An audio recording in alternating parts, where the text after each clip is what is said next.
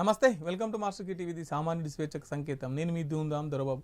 ఇక డీటెయిల్స్ చూస్తే అంబేద్కర్ భావజాలంపై దాడులు జరుగుతున్నాయని, ఈ దాడులను తిప్పికొట్టాల్సిన బాధ్యత అంబేద్కర్ వాదులపై ఉందని పలువురు వక్తలు అన్నారు. అంబేద్కరిజంపై దాడి ప్రజాస్వామ్య కర్తవ్యం అనే అంశంపై హైదరాబాద్లోని సుందరయ్య విజ్ఞాన కేంద్రంలో రౌండ్ టేబుల్ సమావేశం నిర్వహించారు. ఈ సమావేశంలో అంబేద్కర్ ఆలోచన విధానాన్ని ముందుకు తీసుకెళ్లాల్సిన బాధ్యత ప్రతి ఒక్కరిపై ఉందని తెలిపారు.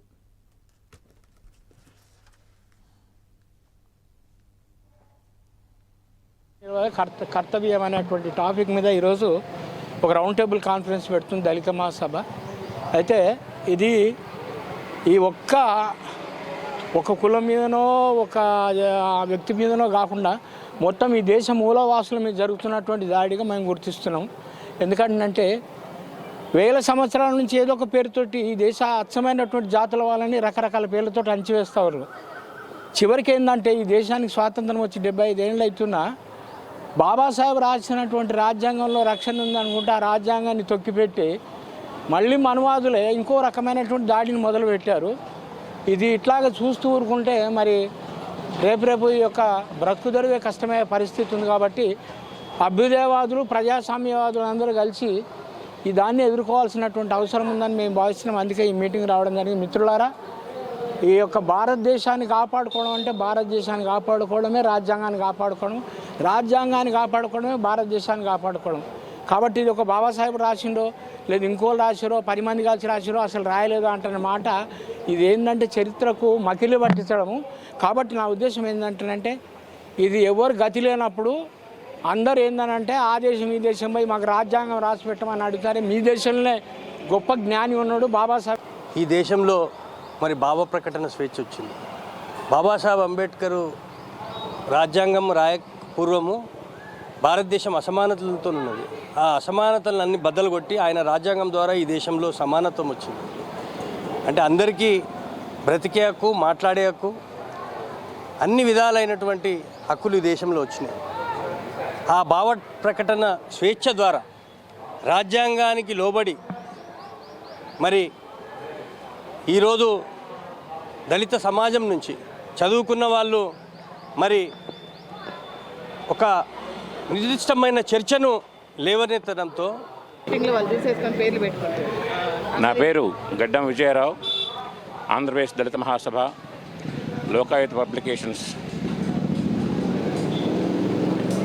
కమిటీ మెంబర్ని. ఈనాడు భారతదేశ వ్యాప్తంగా అంబేద్కర్ ఆలోచన విధానం మీద, రాజ్యాంగం మీద, రాజ్యాంగం కల్పించినటువంటి హక్కుల మీద ప్రత్యక్షంగా దాడి జరుగుతూ పేద ప్రజల హక్కులను, దళితుల హక్కులను కాలరాస్తూ ఉంది.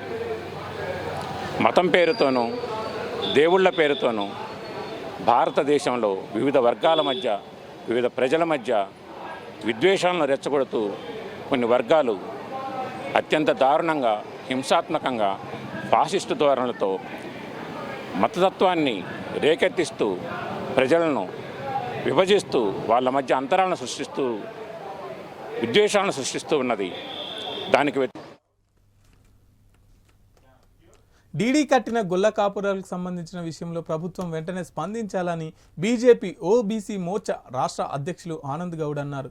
గొల్ల కాపురాల సమస్యలు పరిష్కరించకపోతే కలెక్టర్ ఆఫీస్ ముట్టడిస్తామని హెచ్చరించారు.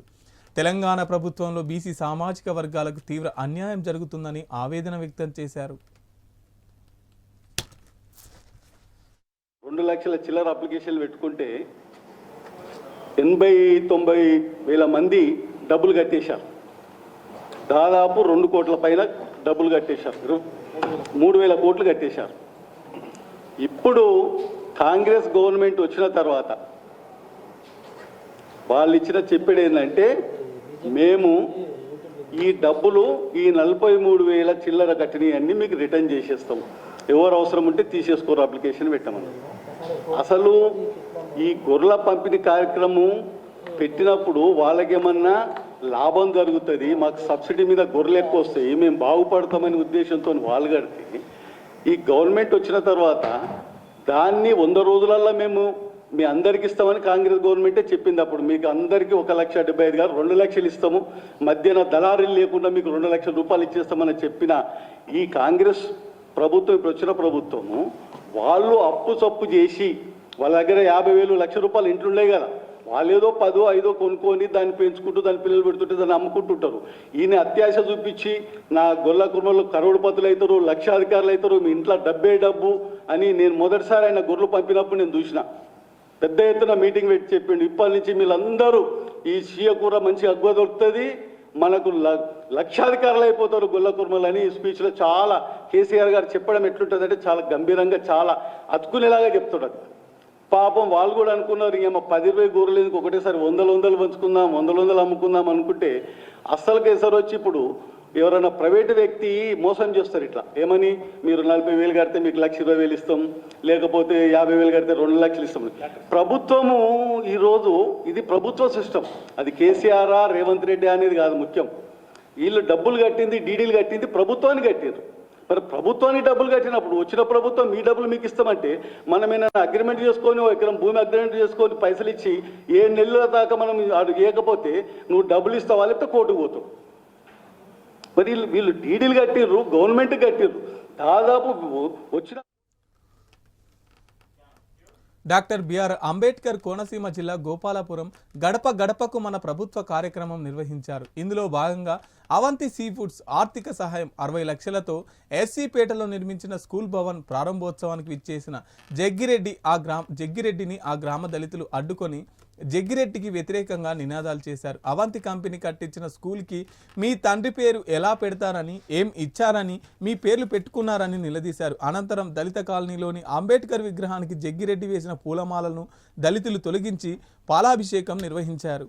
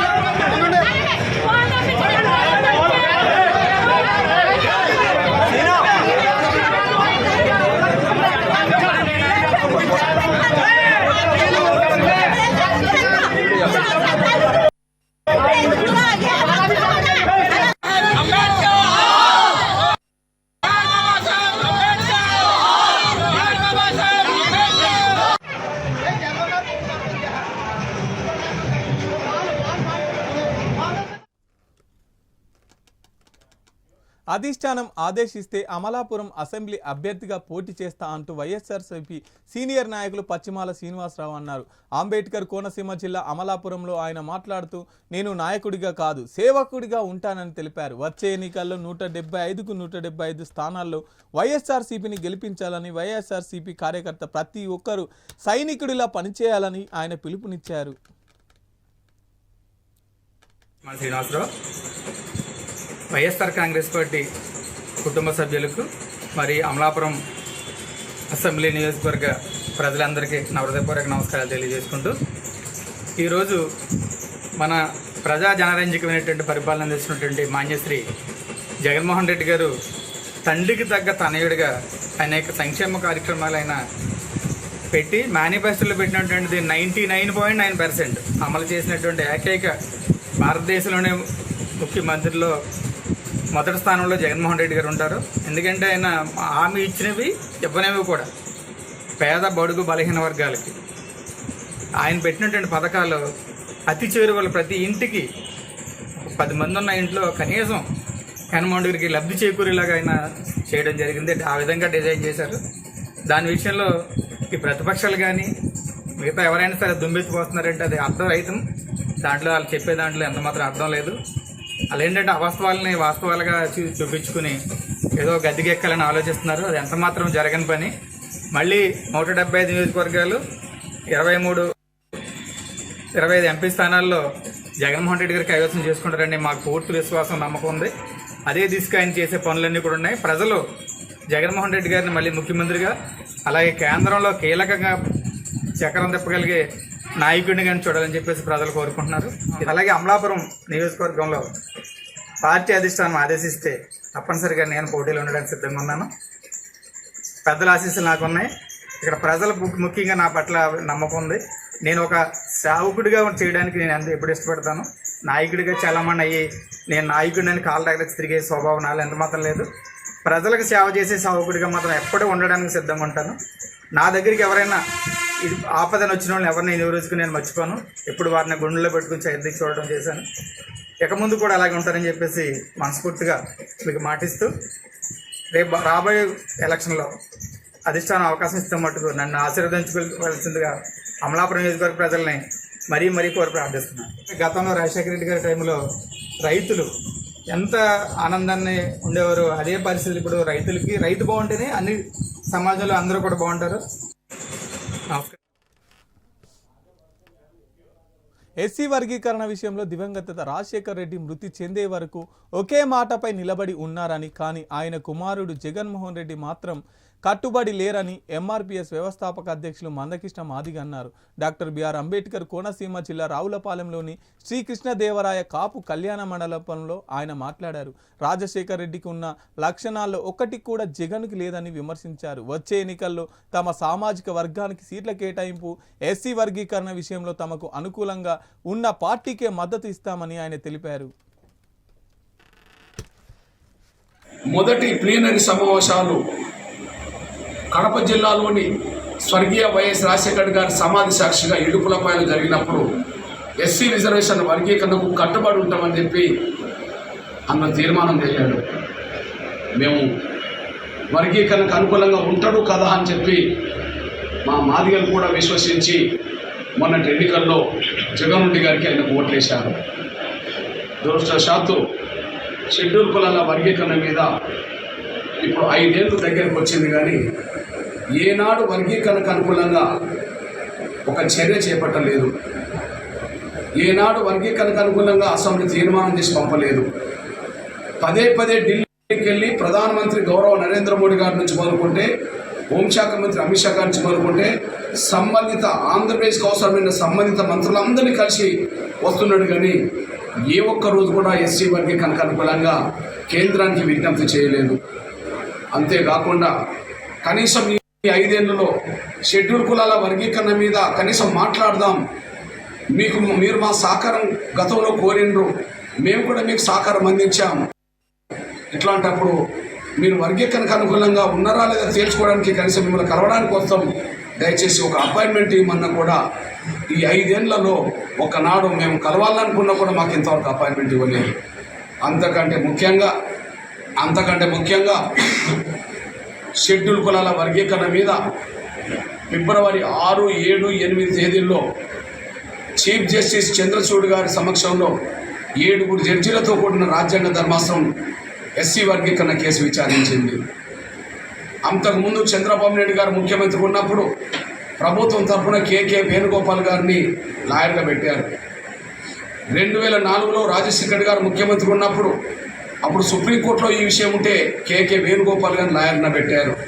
అంటే ఆంధ్రప్రదేశ్ ప్రభుత్వం 10లో ఉన్నప్పుడు కేకే వేణుగోపాల్ గారిని సీనియర్ అడ్వకేట్ వేణుగోపాల్ గారిని చంద్రబాబు గారు పెడితే 2004 వచ్చే సమయానికి వర్గీకరణ సమస్య ఢిల్లీకి వెళ్ళేటప్పటికి సుప్రీంకోర్టుకి వెళ్ళేటప్పటికి స్వర్గీయ రాజశేఖర రెడ్డి గారు అదే కేకే వేణుగోపాల్ నియమించాడు.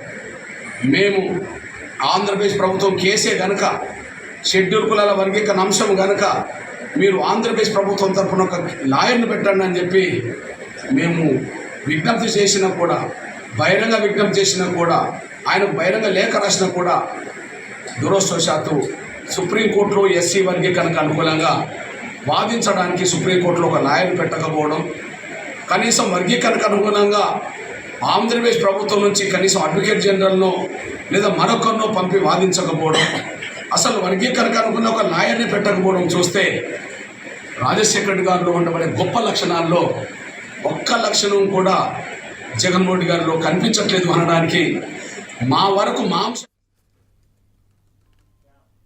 వైసీపీ దుర్మార్గపు పాలనకు రోజులు దగ్గర పడ్డాయని డాక్టర్ బిఆర్ అంబేద్కర్ కోనసీమ జిల్లా కొత్తపేట నియోజకవర్గ ఇన్ఛార్జ్ బండారు సత్యానందరావు అన్నారు. కొత్తపేట మండలం గొల్లకాట్ వారిపాలెంలో వైసీపీకి చెందిన 150 మంది టీడీపీలో చేరారు. ఈ సందర్భంగా బండారు సత్యానందరావు గారికి టీడీపీ కండువాలు కప్పి పార్టీలోకి ఆహ్వానించారు. అంతకుముందు జరిగిన సమావేశంలో ఆయన మాట్లాడుతూ వైసీపీ ప్రభుత్వం వచ్చినప్పటి నుంచి ప్రజలు నరక యాతన అనుభవిస్తున్నారని విమర్శించారు.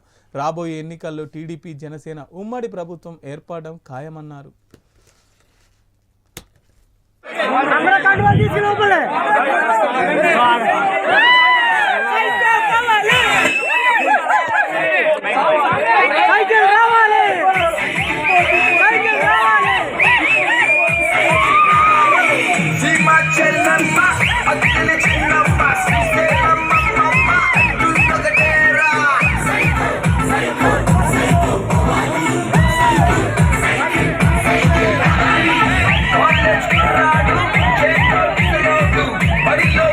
మహిళలని కొడదాం, జగన్మోహన్ రెడ్డిని గద్దె దింపుతాం అని ఎదురు చూస్తూ ఉన్నారు. ఆ రోజు ఎప్పుడు వస్తుంది? ఎన్నికలు ఎప్పుడు వస్తాయి?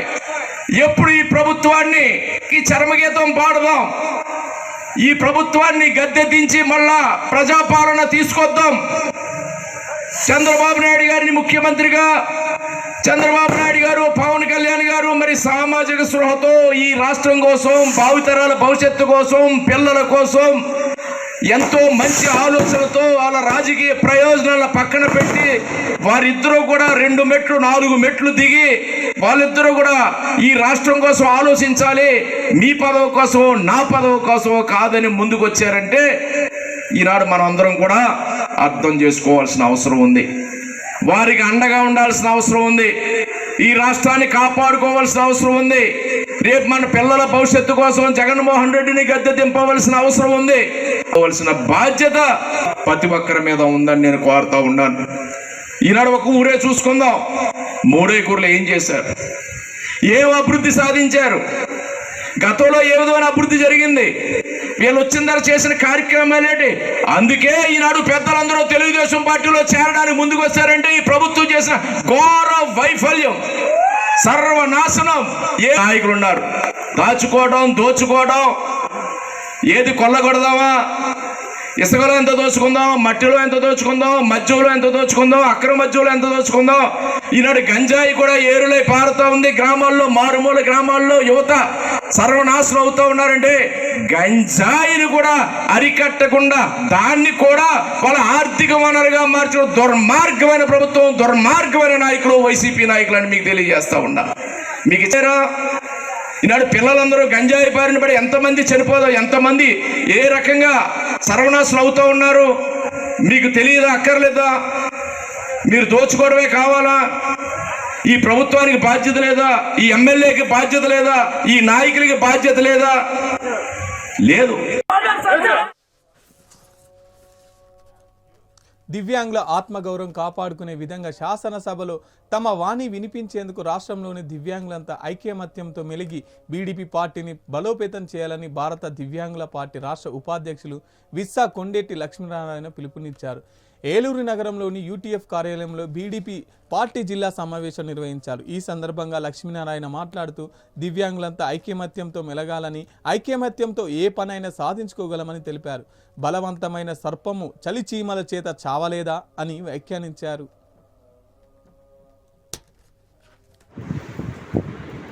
కార్యవర్గ సమావేశానికి చేరుకున్న నా తోటి దివ్యాంగులు సోదరులకు అందరికీ కూడా చాలా దూరం నుంచి కష్టపడి ఆటోలు బండ్ల మీద చాలా అవస్థపడి వచ్చారు. చాలా ధన్యవాదాలండి. మీలో ఇంత ఐక్యత అనేది ఇంత త్వరగా వస్తుందని నేను ఎక్స్పెక్ట్ చేయలేదు, ఊహించుకోలేదు. ఈ ఐక్యత ఈ వారం రోజుల్లో, ఈ 4 రోజుల్లోనే ఇంతమంది ఐక్యత వచ్చిందంటే మనం ఈ పార్టీ పెట్టి 2 నెలలు జరుగుతూ ఉంది. ఈ 2 నెలల్లో కూడా మనం ఇక్కడ పశ్చిమ గోదావరి జిల్లాలో ఈ 4 రోజుల నుంచి మాత్రమే మనం తెలియజేయడం జరిగింది. సో మనం ఈ 2 నెలల నుంచి కూడా ఇక్కడే స్టార్ట్ చేస్తుంటే ఈ పార్టీకి మనందరం కూడా మీటింగ్ ఎందుకు పెట్టుకున్నాం? ఈ యొక్క పార్టీలో సమితి స్థానం కల్పించుకున్నారని, మనం కూడా బీడీపీ పార్టీని సపోర్ట్ చేయాలని మనందరం కూడా ఇక్కడికి రావడం జరిగింది. కానీ తమ్మారెడ్డి గారు అనంతపురం చెప్పింది, ఆయన ఒక టీచర్. ఈ టీచర్ ప్రదేశంలో పనిచేసి రాష్ట్రమంతా తిరిగి మన యొక్క వికలాంగుల స్థితిగతులు తెలుసుకొని వీరికి ఏం చేస్తే బాగుంటుందన్న ఉద్దేశంలో ఈ 2వ నెల ఈ పార్టీ పెట్టి స్థాపించిన ఈ 2 నెలల లోపు 20 నెలలు, ఈ 20 రోజుల్లో మన ఉమ్మడి పశ్చిమ గోదావరి ఏలూరు జిల్లాకి ఈ రోజు మనం మీటింగ్ పెట్టుకోవడం జరిగింది. కడప యోగి వేమన విశ్వవిద్యాలయంలో వసతి గృహంలో ఫుడ్ పాయిజన్ వల్ల విద్యార్థినులు అస్వస్థతకు గురయ్యారు. 50 మంది ఆసుపత్రికి తరలించారు. వారిలో 20 మంది పరిస్థితి విషమంగా ఉండడంతో నగరంలోని ప్రైవేట్ ఆసుపత్రికి తీసుకెళ్లారు. మరో 30 మంది కడప ప్రభుత్వ సర్వజన ఆసుపత్రిలో వైద్యం అందిస్తున్నారు. గత 3 రోజుల నుంచి వసతి గృహంలో భోజనాలు సరిగా లేవని విద్యార్థినులు ప్రిన్సిపాల్కు, వసతి గృహ నిర్వాహకులకు తెలియజేశారు. పొద్దున వచ్చినాము, వేరే ఫ్రెండ్కి బాగాలేదని వచ్చినాము. నైట్ వంకాయ కర్రీ, రసము, పెరుగన్నం పెట్టినారు మాకు. దానివల్ల అందరికీ కొంతమందికి ఫుడ్ పాయిజన్ అయిందని అనుకుంటున్నాము. My name is D. Nandini. I am pursuing first year MBA Yoga Vemana University. First year MBA HR. నిన్న నైట్ బ్రింజాల్ కర్రీ, రైస్, పెరుగన్ రసం తిన్నప్పటి నుంచి ఎర్లీ మార్నింగ్ నుంచి ఫుడ్ పాయిజన్ అయ్యి ఇంకా మోషన్స్, స్టమక్ పెయిన్ వచ్చాయి. మేము ఇక్కడ జాయిన్ అయ్యాం.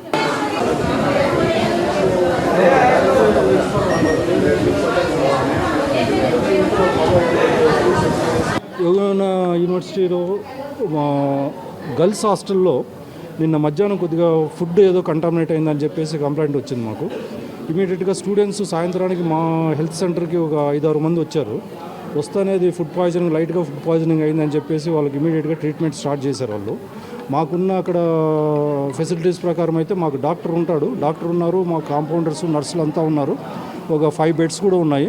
ఆ 5 మెంబర్స్ని అక్కడ అకామిడేట్ చేశారు, సెలైన్ ఎక్కించారు. బట్ ఏమైనా సీరియస్ అవుతుందేమో కండిషన్ అని చెప్పేసి ఇమీడియట్గా ఒక 6 మందిని మేము రిమ్స్కు నైట్ 11 o'clock 11:30కి తీసుకురావడం జరిగింది మా అంబులెన్స్లోనే. సో వచ్చిన తర్వాత ఇక్కడ డాక్టర్లు చూశారు, ఇది ఫుడ్ పాయిజనింగ్ అండి, వచ్చి సిమ్టమ్స్ని బట్టి ఫుడ్ పాయిజనింగ్ ఉన్నట్లుందని చెప్పారు. సో ఇమీడియట్గా వాళ్ళు కూడా ట్రీట్మెంట్ స్టార్ట్ చేసిన తర్వాత ఒక అబ్బాయికి మాత్రం వేరే అదర్ ప్రాబ్లం ఏదో అసోసియేట్ అయింది దానికి.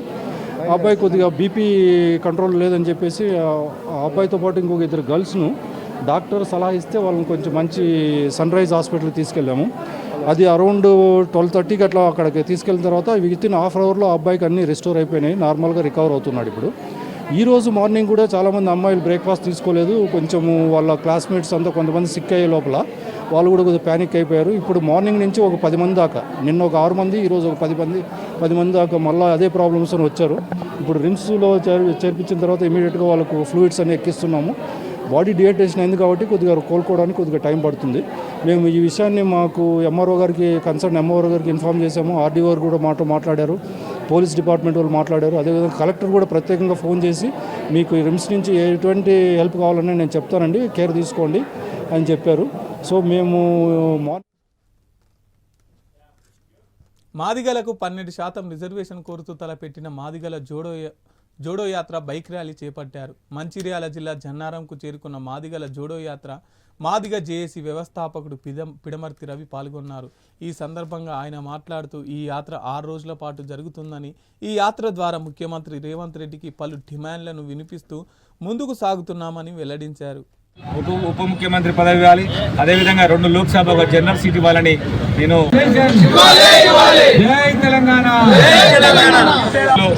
మాదిగలకు 12% రిజర్వేషన్ రావాలని మాదిగల జోడయాత్ర కార్యక్రమాన్ని పెట్టుకున్నాం. ఇది 6 రోజుల పాటు 12 కేంద్రాల్లో జరిగే ఈ కార్యక్రమం. తెలంగాణ రాష్ట్రంలో మాదిగలకు మంత్రి పదవి ఇవ్వాలి, ఉప ముఖ్యమంత్రి పదవి ఇవ్వాలి, అదేవిధంగా 2 లోక్సభ ఒక జనరల్ సీట్ ఇవ్వాలని నేను ముఖ్యమంత్రిగా విజ్ఞప్తి చేస్తా ఉన్నా. తెలంగాణలో మాదిగల అతిపెద్ద కులం, ఆ కులానికి సరైన ప్రాతినిధ్యం ఇవ్వాలని నేను ముఖ్యమంత్రి గారు కోరుతున్నా. లేని పక్షంలో ఇంకా పెద్ద ఎత్తున మాదిగల్ని సమీకరించి ముఖ్యమంత్రి గారికి ఆ జనాభా సంఖ్య చూపిస్తామని, దాని ద్వారా ముఖ్యమంత్రి గారి పైన ఒత్తిడి తీసుకొచ్చి 2 లోక్సభ సీట్లు ఒక జనరల్ సీట్ సాధిస్తామని సందర్భంగా తెలియజేస్తాను.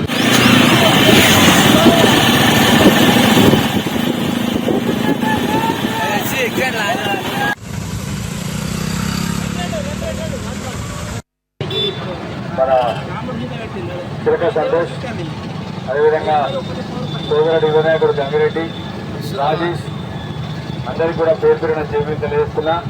మరి పెద్ద ఎత్తున బైకాలు పెట్టి స్వాగతం చెప్పినందుకు మీకు ఎప్పుడు కూడా ధన్యవాదాలు తెలియజేస్తున్నా. నిన్న ఆదిలాబాద్ జిల్లాలో ఈ యాత్ర కొనసాగింది. ఇది కూడా ఉమ్మడి ఆదిలాబాద్ జిల్లానే. ఇక్కడ నుంచి మేము మంచిర్యాల అక్కడ సంతోష్ దగ్గర లంచ్ చేసుకొని మధ్యాహ్నం 2 గంటలకు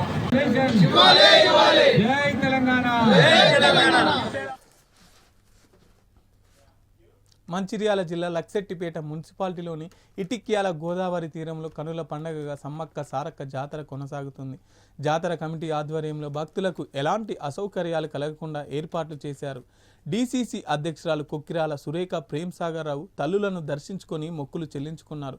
ఈ సందర్భంగా వారు మాట్లాడుతూ ప్రజలందరూ సుఖ సంతోషాలతో ఉండాలని ప్రార్థించినట్లు తెలిపారు.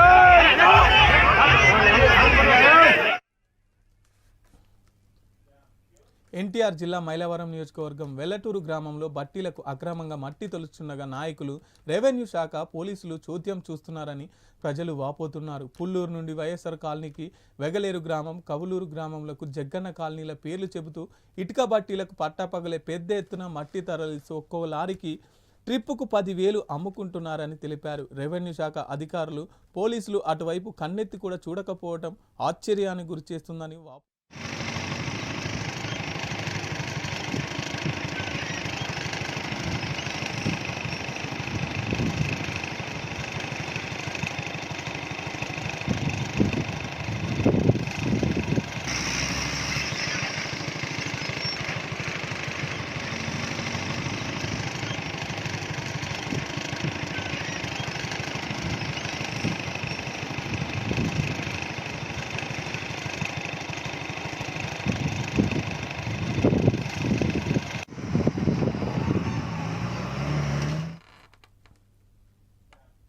ప్రజలకు సేవ చేసేందుకు వివిధ వ్యవస్థలు పనిచేస్తున్నాయని, పౌరులకు వైద్యం, విద్య, న్యాయం సక్రమంగా ప్రజలకు అందితే ఆ దేశం, ఆ రాష్ట్రం అభివృద్ధి చెందుతుందని జిల్లా ఇన్ఛార్జ్ మంత్రి చెల్లబోయిన శ్రీనివాస్ వేణుగోపాలకృష్ణ పేర్కొన్నారు. రాజమహేంద్రవరం జక్కంపూడి సీతారత్నం మెమోరియల్ కమ్యూనిటీ హాల్లో గ్రామ సంఘాల నాయకులు, ఆశా వర్కర్లు ఆత్మీయ సమావేశానికి ముఖ్య అతిథిగా హాజరై ఆయన మాట్లాడారు. దానిని సరిగ్గా సాకినటువంటి వారి నుండి రక్షించుకోవడానికి సాకినటువంటి వారికి బలంగా ప్రసాదిస్తారు. ఆ వాటర్కి సర్వీస్ చేయడానికి, వాటర్ అంటే ఇన్ ది సెన్స్ ప్రజలకు సర్వీస్ చేయడానికి వివిధ వ్యవస్థలు మనం రూపకల్పన చేసుకోవాలి. ఆ వ్యవస్థలో ప్రధానమైనటువంటిది అదే మహాత్ముడు అంటాడు గాంధీజీ కానీ బాబాసాహెబ్ అంబేద్కర్ గారు కానీ అన్నది ఏమిటంటే, ఈ దేశంలో పౌరులకి వైద్యం, విద్య, న్యాయం ఈ మూడు సక్రమంగా అందితే దేశం బాగుంటుంది. ఈ మూడు సక్రమంగా అందాలనుకున్నప్పుడు వ్యవస్థల్ని రూపకల్పన చేయాలి. ఆ రూపకల్పన చేసే భాగంలో మనం సదాశివుని దివ్య ఆశీస్సులు నగర వాసులందరిపై ఉండాలని ఆ భగవంతుని కోరుకుంటున్నానని రాజమండ్రి ఎంపీ సిటీ నియోజకవర్గ వైసీపీ కోఆర్డినేటర్ మార్గాని భరత్రామ్ తెలిపారు. రాజమహేంద్రవర్గం నగరంలోని గోదావరి పుష్కర ఘాట్లో కొలువైన శ్రీ వీరభద్రస్వామి ఆలయ వార్షికోత్సవ దేవస్థాన కమిటీ ఘనంగా నిర్వహించింది. ఈ ఉత్సవ ప్రారంభోత్సవానికి ఎంపీ భరత్ ముఖ్య అతిథిగా హాజరయ్యారు.